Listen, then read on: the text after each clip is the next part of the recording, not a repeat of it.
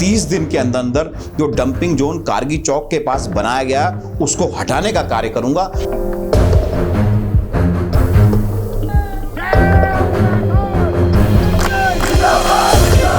जो शिलापट हमारी सरकार द्वारा उन कार्यों पे लगाए गए थे उनको मिटाकर अपना नाम लिखवाने का काम स्थानीय विधायक विनोद चमोली जी द्वारा किया गया।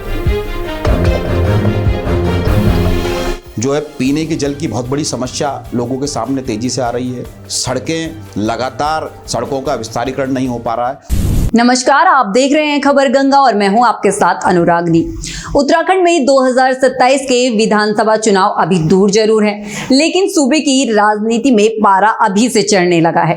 दून की सबसे चर्चित सीटों में से एक धर्मपुर विधानसभा अब सियासी अखाड़ा बनती नजर आ रही है। देहरादून में कांग्रेस के युवा और प्रखर नेता संदीप चमोली ने आज एक अहम प्रेस कॉन्फ्रेंस कर अपनी दावेदारी पेश की है।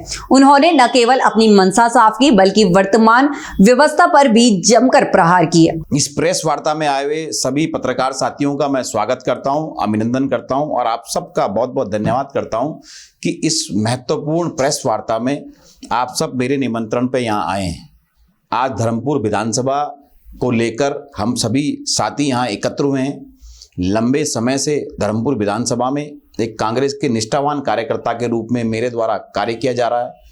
मैं निरंतर धर्मपुर विधानसभा से अपनी विधायक की दावेदारी को पेश करने का काम कर रहा हूं, क्योंकि एक राजनीतिक कार्यकर्ता हूं। जनता के कार्य करने के लिए मुझे एक अवसर चाहिए। मैं राष्ट्रीय नेतृत्व से लगातार ये अवसर मांग रहा हूं और सभी साथियों का, पत्रकार साथियों का समय समय पर मुझे जो है धर्मपुर की विधानसभा में सहयोग मिलता रहता है। तो मैं आप सब पत्रकार साथियों का धन्यवाद करना चाहता हूँ। साथ ही साथ ये कहना चाहता हूँ कि पिछले 10 वर्षों से बीजेपी की सरकार वर्तमान उत्तराखंड में है। हमने देखा है किस प्रकार बेतहाशा बेरोजगारी, किस प्रकार स्मार्ट सिटी के नाम पर देहरादून का दोहन, जितने भी महिलाओं के साथ अत्याचार हो रहे हैं उसमें बीजेपी के लोगों का काम आता है। और साथ ही साथ अगर आप धर्मपुर विधानसभा की बात करते हैं तो इन 10 वर्षों से लगातार बीजेपी के विनोद चमोली यहाँ विधायक हैं और कहीं ना कहीं इन 10 वर्षों में धर्मपुर विधानसभा को निरंतर उनके द्वारा पीछे धकेलने का काम किया गया है। मैं आप सबके माध्यम से आज ये कहना चाहता हूँ कि धर्मपुर विधानसभा में ज्वलंत मुद्दों पर मुझे आप सबके सहयोग और साथ की आवश्यकता है। निश्चितता ही आप इस समाज का चतुर स्तंभ है। इस स्तंभ के बिना ये लड़ाई मुझे लगता है कि लड़ी जानी बहुत मुश्किल है। तो मैं आप सब साथियों से कहना चाहता हूं कि आने वाले 2027 के चुनाव में आप सब मेरे साथ मिलकर धर्मपुर की प्रमुख समस्याओं को उठाने का काम करें। राजधानी देहरादून की धर्मपुर विधानसभा सीट पर इस बार कांग्रेस के भीतर युवा जोश और अनुभव की जंग देखने को मिल सकती है। युवा कांग्रेस के पूर्व प्रदेश महासचिव और वरिष्ठ अधिवक्ता संदीप चमोली ने आज मीडिया के सामने आकर 2027 के चुनावों के लिए अपनी कमर कस ली है। प्रेस कॉन्फ्रेंस के दौरान संदीप चमोली ने मुख्य बिंदुओं पर अपनी बात रखी। उन्होंने बदहाली और विकास का मुद्दा उठाते हुए कहा कि धर्मपुर क्षेत्र की जनता आज भी जल भराव, खराब सड़कों और लचर ड्रेनेज सिस्टम से जूझ रही है। देखिए, 2012 से लेकर 17 तक उत्तराखंड में कांग्रेस पार्टी की सरकार थी। 2012 से 17 तक धर्मपुर विधानसभा में अनेकों कार्य हुए।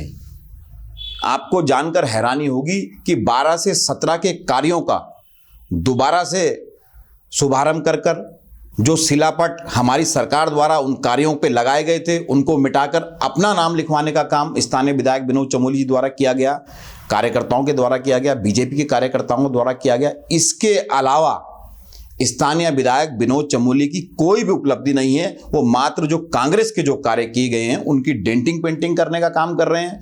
जो हमारे शिलापट हैं, हमारे साइन बोर्ड हैं जिससे कार्य का पता चलता है, उसको मिटाकर अपना नाम लिखवाने का कार्य उनके द्वारा किया गया है। अलबत्ता मुझे नहीं लगता कि उनके द्वारा धर्मपुर विधानसभा में कोई विकास का कार्य किया गया है। निश्चित ही अगर 2027 में पार्टी मुझे अवसर देती है तो मैं अपनी प्राथमिकता में जो पहला कार्य गिनता हूँ, प्रदेश हमारी धर्मपुर विधानसभा की जनता का जो सबसे ज्वलंत मुद्दा है, जो कारगी चौक के पास जो डंपिंग जोन है, मैं अगर 27 में पार्टी मुझे अवसर देती है, विधायक बनाने का काम करती है, जनता मुझे आशीर्वाद देती है, तो मैं 30 दिन के अंदर अंदर जो डंपिंग जोन कारगी चौक के पास बनाया गया उसको हटाने का कार्य करूंगा और कहीं दूर शहर में ले जाकर, जहां किसी व्यक्ति को उससे कोई आपत्ति ना हो, उसको दूर शहर में ले जाकर डंपिंग जोन को जो है बनाने का कार्य करूंगा। आपको जान के हैरानी होगी कि उससे लगभग 40,000 आबादी हमारी धर्मपुर विधानसभा की प्रभावित होती है।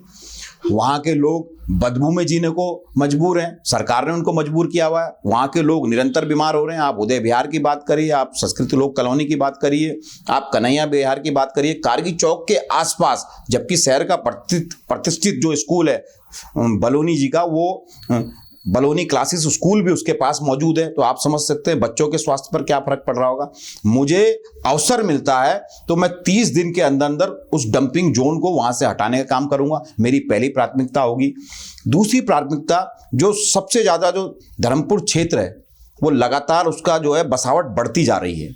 बसावट बनने के कारण वहां जो है पीने के जल की बहुत बड़ी समस्या लोगों के सामने तेजी से आ रही है। सड़कें, लगातार सड़कों का विस्तारीकरण नहीं हो पा रहा है। और एक जो सबसे बड़ी समस्या है स्वास्थ्य की, जो हमारे धर्मपुर विधानसभा क्षेत्र में जो वार्ड हैं, उन वार्डों में जो सामुदायिक स्वास्थ्य केंद्र हैं उनका उच्चीकरण कराने का काम मेरे द्वारा किया जाएगा। साथ ही साथ जो है सबसे बड़ी जो समस्या होगी, जो बेरोजगारी, जो सबसे ज़्यादा बेरोजगार पढ़ा लिखा युवा है वर्तमान समय में धर्मपुर विधानसभा में है, क्योंकि जनपद देहरादून की सबसे बड़ी विधानसभा धर्मपुर विधानसभा है।